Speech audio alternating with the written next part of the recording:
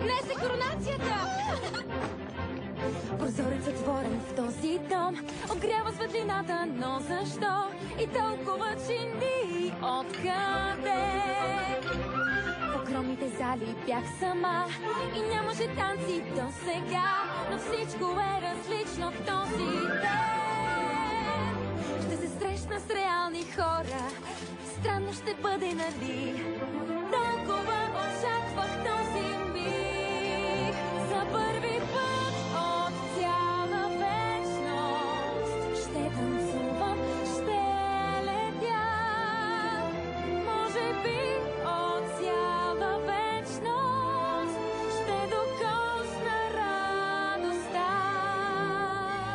От вълнение даже не дишам, но това е за добро. За първи път от цяла вечност идва нов живот. Нямам търпение за всичко това. Ами ако срещна някой за мен, ще бъда в рокля с вуал красив, с поглед загадъчен и жив, изтънчена, извидна до нослев. Тогава пред мен ще се яви красив, непознат и даже принц. Нарочно ще се тъпча с чувства свет и ще се смеем цяла вечер. Знам, че глупаво звучи, толкова различно от преди. Може би от цяла вечност ще съм в нова приказка. Може би от цяла вечност в мен нови чувства ще горят. И дали е безкрайно дръзко да мечтая за романс, за първи път от цяла вечност,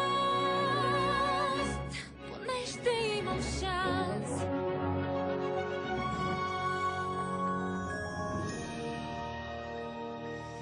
Помни сега, бъди добра, всичко друго остава след това. Без страх, без плач, дори без тон, завинаги помни този закон. Но да мине този ден,